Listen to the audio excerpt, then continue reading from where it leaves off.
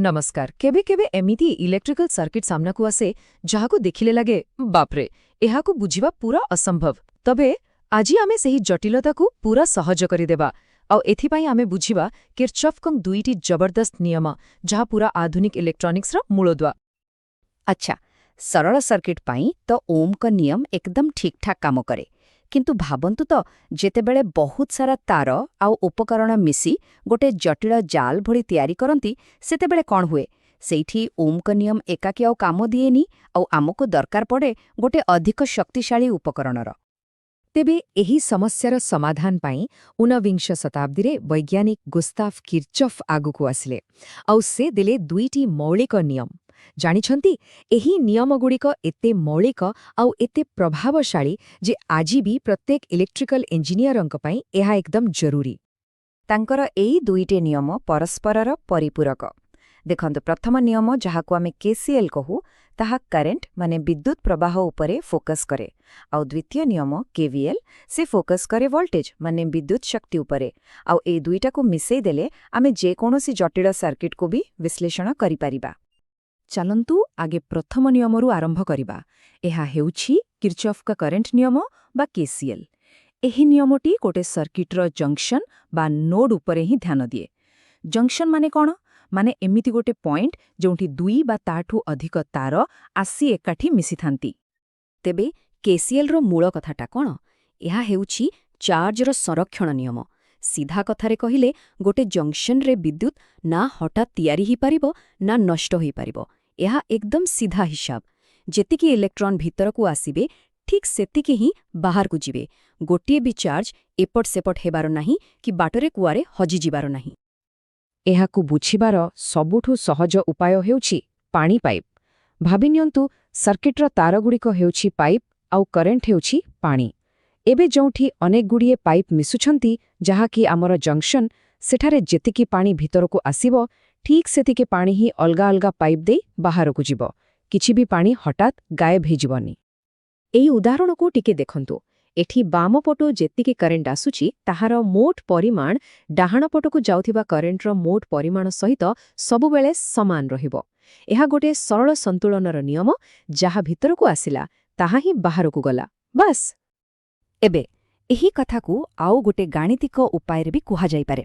जदि आमे भीतर को आसुथिबा करेंट को पॉजिटिव प्लस और बाहर को जाउथिबा करेंट को नेगेटिव माइनस धरि नेबा ताहाले सेही जंक्शन रे थिबा सबु करेंट को मिसेई देले जोगफल सबुबेले शून्य ही हेबो।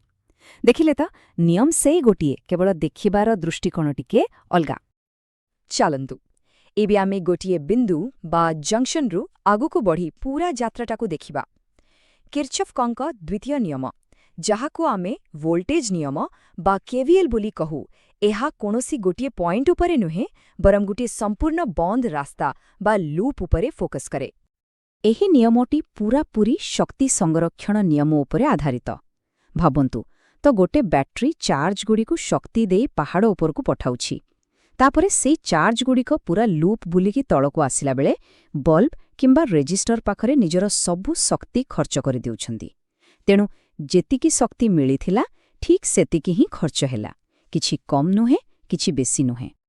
एही स्लाइड रे थिबा निकिति को देखंतु एहा केवीएल को बहुत भलो भावे बुझाई दोछि। देखंतु गोटे पटे अछि बैटरी जे सर्किट को वोल्टेज बा शक्ति दोछि आउ अन्य पटे अछंती बल्ब आउ रेजिस्टर जो माने सेही शक्ति को व्यवहार करोछंती जहाकू आमे कहू वोल्टेज ड्रॉप। आउ केवीएल कहूछि एई दुईटी पट सबु बेले बराबर रहिबो माने संतुलित रहिबो। तेणु एहाकू आमे गोटे शक्तिर बजेट भली भी भाबी पारिबा। गोटे बंद लूप भितरे शक्तिर कोनोसी अपचय हुइनी। बैटरी जेतिकी शक्ति देला सर्किटर उपकरण गुड़िक ठीक सेतिकी शक्ति खर्च कले हिसाब सबुबेले बराबर।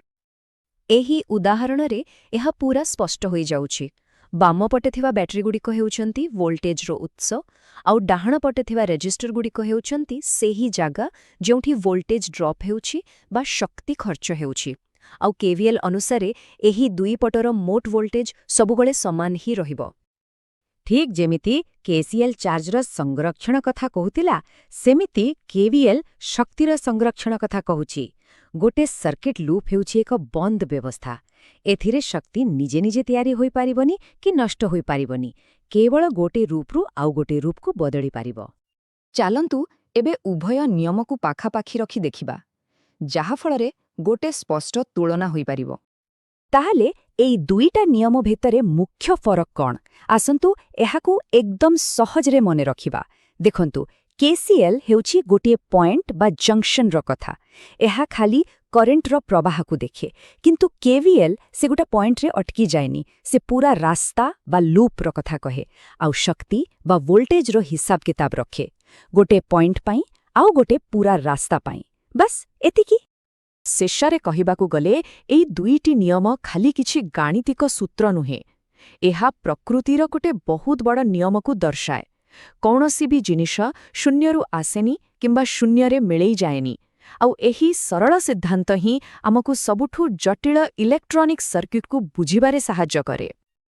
ତେବେ ଏବେ ଯେତେବେଳେ କୌଣସି ଜଟିଳ ସର୍କିଟ୍ ସାମ୍ନାକୁ ଆସିବ, ଆଉ ଡରିବାର କୌଣସି କାରଣ ନାହିଁ, କାହିଁକି ନା ଏବେ କେସିଏଲ୍ ଏବଂ କେଭିଏଲ୍ ଭଳି ଦୁଇଟି ଶକ୍ତିଶାଳୀ ଉପକରଣ ବିଷୟରେ ଜ୍ଞାନ ରହିଛି।